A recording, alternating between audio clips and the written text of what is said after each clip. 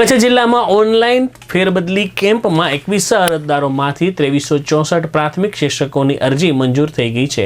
ત્યારે કચ્છમાં શિક્ષકોને જિલ્લા પંચાયત શિક્ષણ સમિતિના ચેરમેન અને પ્રમુખે છૂટા કરવાની ના પાડતા ફેરબદલી પામેલા શિક્ષકોએ આજે પોતાના પરિવાર સાથે જિલ્લા પંચાયત ખાતે આવીને રજૂઆત કરી હતી। કચ્છ જિલ્લામાં 10 તાલુકા છે। 10 તાલુકામાં કુલ 1664 પ્રાથમિક શાળાઓ છે, જેમાં અંદાજે 2.5 લાખથી 3 લાખ વિદ્યાર્થીઓ ભણે છે, જેમને ભણાવવા માટે 9496 પ્રાથમિક શિક્ષકોનું મહેકમ છે, પરંતુ માત્ર 6767 પ્રાથમિક શિક્ષકોની નિમણૂક થઈ શકી છે અને 2729 જગ્યાઓ ખાલી છે। પરંતુ કામ કરતા 6767 પ્રાથમિક શિક્ષકોમાંથી પણ 1575 જગ્યાઓ જિલ્લા ફેરબદલીની અરજીમાં મંજૂર થઈ જતા કુલ ઘટનો આંકડો 4304 ઉપર પહોંચી ગયો છે, જેના પગલે તાલુકા પંચાયત અને જિલ્લા પંચાયતના પદાધિકારીઓ ઉપરાંત ધારાસભ્ય સહિતનાઓએ પણ ટીકા થતાં ભરતીથી ઘટ પૂરી ન થાય ત્યાં સુધી આ શિક્ષકોને છૂટા ન કરવાનો નિર્ણય લીધો હતો। ત્યારે શિક્ષકો તેને અન્યાય ગણાવી રહ્યા છે।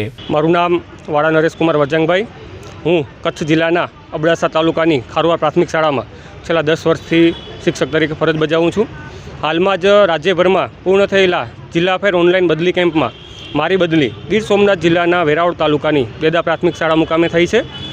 હવે બદલી થયેલ શિક્ષકની છૂટા થવાની પ્રક્રિયામાં નિયામકશ્રીનો તારીખ 11/5/2023નો ઠરાવમાં એવી જોગવાઈ છે કે શાળામાં 50% મહેકમ રાખી અને છૂટા થવા પાત્ર શિક્ષકને દિવસ 7ની અંદર છૂટા કરવામાં આવે, પરંતુ કચ્છ જિલ્લા શિક્ષણ સમિતિ દ્વારા એવો ઠરાવ કરવામાં આવ્યો છે કે જ્યાં સુધી નવી ભરતી ન થાય ત્યાં સુધી કોઈ પણ શિક્ષકને છૂટો કરવો નહીં। આ ઠરાવ નિયામકશ્રીના પરિપત્રની જે જોગવાઈ છે એની સાથે સુસંગત નથી, તો એ બાબતે રજૂઆત કરવા અમે છેલ્લે 23/12/2024ના રોજ શિક્ષણ સમિતિના ચેરમેન શ્રી વિરમભાઈ ગઢવીને મળ્યા। સાહેબશ્રીને રજૂઆત કરી કે સાહેબ, અમને પરિપત્રની જોગવાઈ પ્રમાણે 50% મહેકમ રાખીને છૂટા કરવામાં આવે।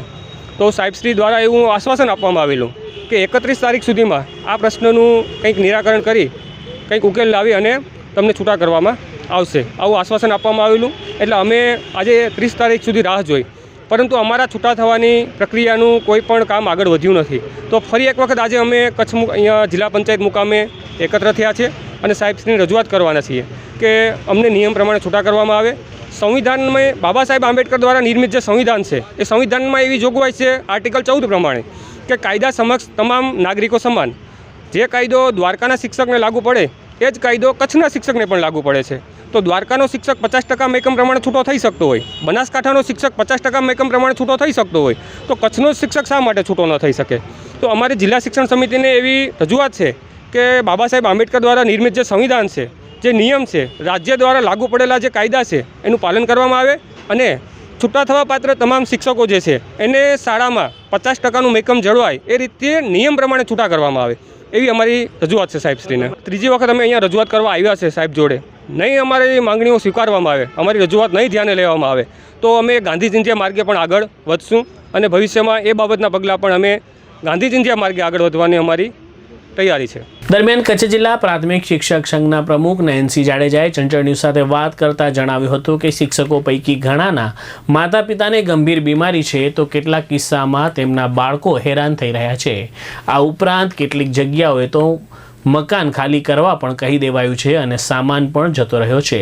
ત્યારે નિયમ અનુસાર છૂટા થવા પાત્ર શિક્ષકોને ત્વરિત છૂટા કરવામાં આવે તેવી રજૂઆત કરવામાં આવી છે। ઘણા સમયથી શિક્ષકો રાહ જોઈ રહ્યા હતા બદલીના કેમ્પની।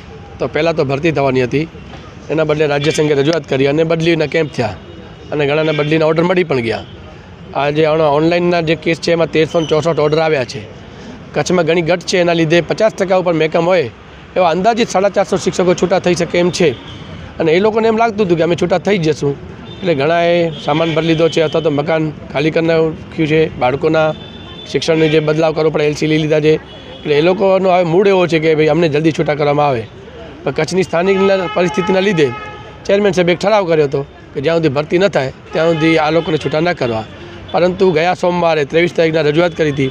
ચેરમેન સાહેબે એક આશ્વાસન આપ્યું હતું ભાઈ અમે ગાંધીનગર જવાના છીએ, સાવ ભરતી ટૂંક સમયમાં થાય અથવા પ્રવાસી કે જ્ઞાન સહાયક અમને મળે તો અમે એકે દિવસ તમને રાખવા નથી માંગતા, અમે ત્વરિત તમને છૂટા કરાવશું અને આનો રસ્તો અમે 31 તારીખની આજુબાજુ કાઢી લઈશું, એવો એમણે જવાબ આપ્યો હતો।